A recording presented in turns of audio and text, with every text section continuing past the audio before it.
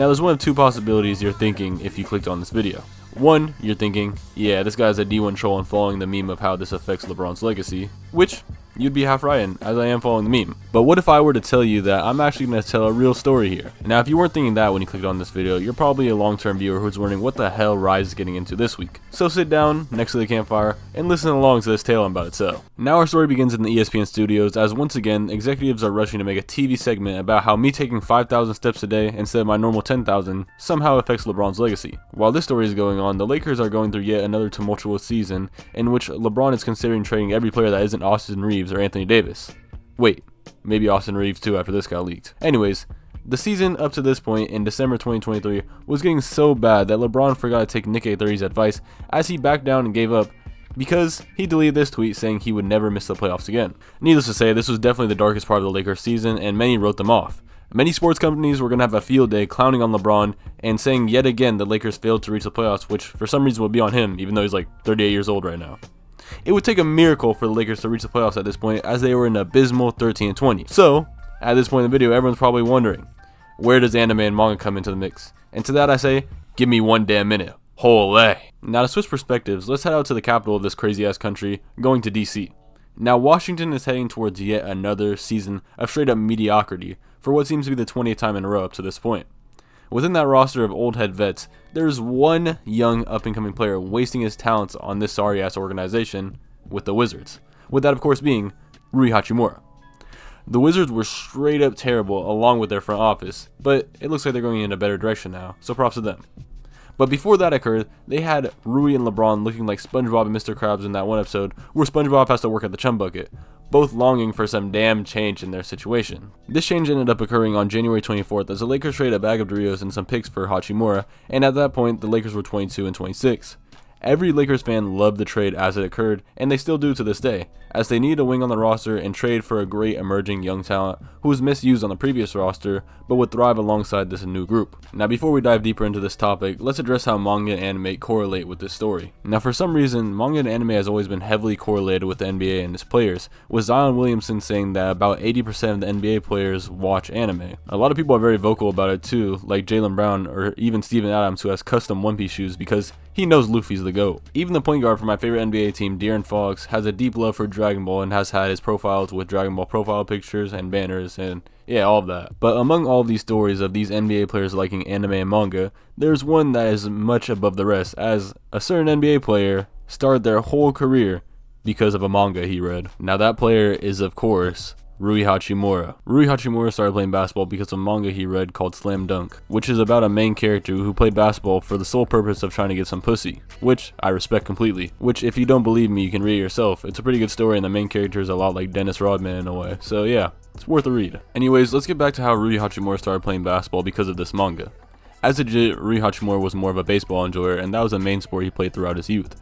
Then, he opened up some peak fiction known as Slam Dunk, and his life trajectory changed forever, as he picked up the basketball and never looked back, and ended up making the NBA, and the rest is history. When he went to the Lakers, he had that dog in him, and to understand why he wasn't playing this well in Washington, we have to look no further than what Washington did to Jordan Poole after just a few days.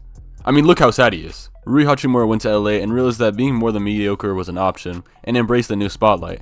And if you're wondering how Lakers fans thought of Rui, since usually it's a hostile environment over there in LA, let's listen to one right now. Before I say anything, let me let you know that Rui Hachimura changed my life.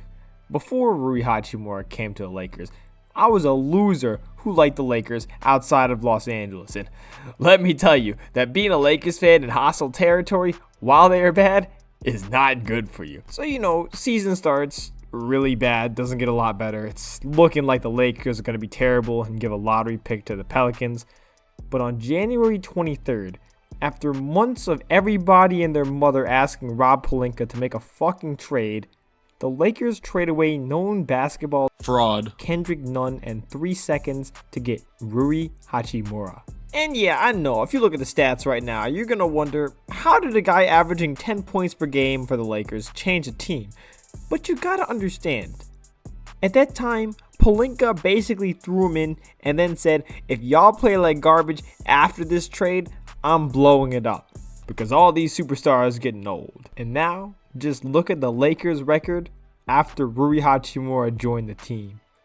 He is the reason the rest of those reinforcements came in and actually changed the Lakers. But then, just in case you thought he was done, he goes in the playoffs, absolutely destroys the Grizzlies in game 1, and then Desmond Bane says he not gonna do it again, so we did it again twice. In the entire playoffs, Rui Hachimura shot 49% from 3. That is not supposed to happen. Now imagine if D'Angelo Russell didn't fucking sell against the Nuggets the entire series. And now, I can show my face in public. You know, it's not embarrassing to be stuck between Westbrook fans and LeBron fans like a child of a divorced couple. Because of Blasian Mamba? Let me talk shit again. That's it for me. Back to your host. As you heard in his part, before Rui came to the Lakers, this franchise was trying to imitate Kim Jong-un as they were ready to blow this shit up because it wasn't working. Then this ragtag Lakers team without LeBron secures a play-in game.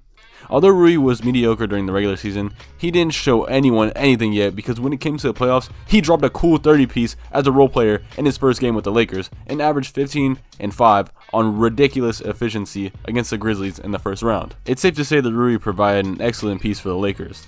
Although the Lakers eventually got swept in the Western Conference Finals, the fact that they made it all the way there in the first place was straight up remarkable. Rui Hachimura truly was a key part in making it all the way there and changing the narrative surrounding Lakers and LeBron for the season. If Rui never picked up slam dunk at a young age, it's safe to say that Lakers may have not even made the playoffs, and if they did, they might have lost in the very first round.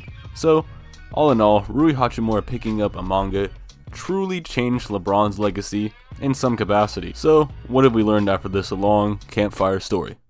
Read manga or watch anime. Shit is life changing. Now for some reason, as long as I can remember, the NBA fanbase and anime-manga fanbase has always been somewhat linked, and I found it fascinating how I could deadass just mess around and talk about two things I love, all while it made sense because of how interlinked these two things are at this point.